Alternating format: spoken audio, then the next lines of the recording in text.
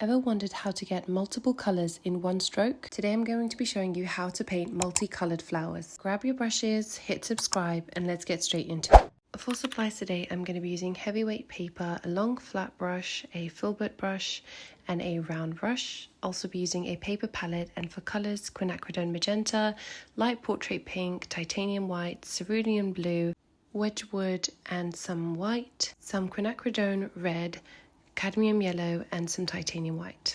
I also have a jar of water and a towel rag.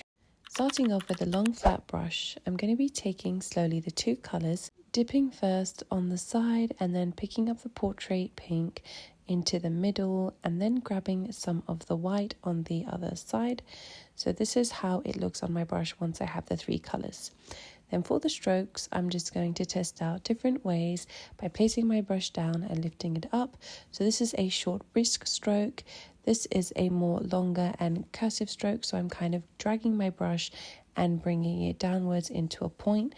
These are more short and broad, and these are more thin and pointy.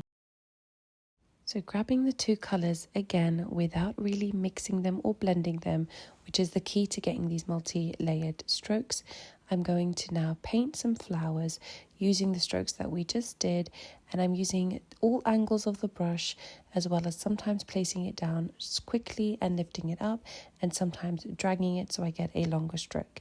And this is the final result of how the strokes look and the kind of flowers you can make. For our next brush, I'm going to be using the round brush. So similar what we did with the flat brush, I'm going to be picking up the colours without actually mixing any of them together.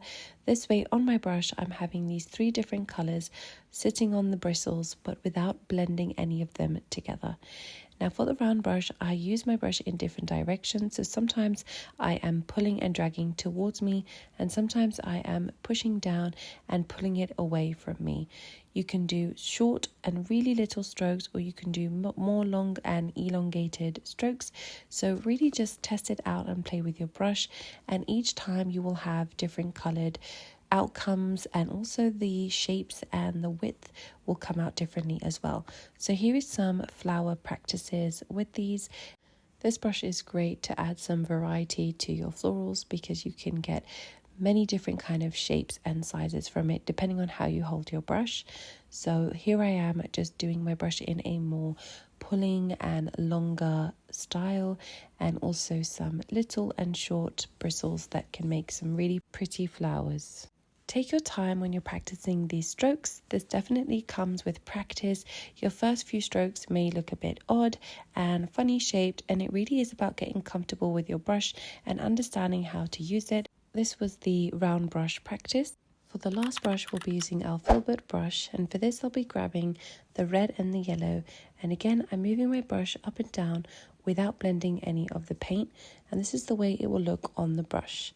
To begin with a filbert brush, I'm going to be using it in different ways, so you can use it facing down and flat against the paper or the canvas, and you can also use it on the side, and this will give you very beautiful and delicate petal shapes. So grabbing my paint again, doing the same thing, making sure not to mix any of the paint together. I'm dragging my brush and slowly moving it around, pushing it down on the paper and quickly lifting it up.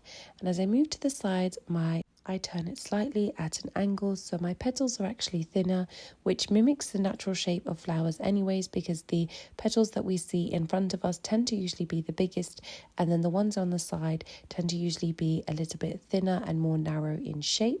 You can also make these grass and leaf shapes by putting your brush on the side and pulling it upwards to give you this really nice grass shape. Now you've seen how to paint with multicolored strokes. If you'd like to paint a really colourful bouquet using all of the strokes you've just learned today, then you can go ahead and check out this video on my channel where I show you how to do this really beautiful, fun bouquet step by step using all the strokes we've just practiced here in the video. As always, thank you for watching, and I'll see you in the next one.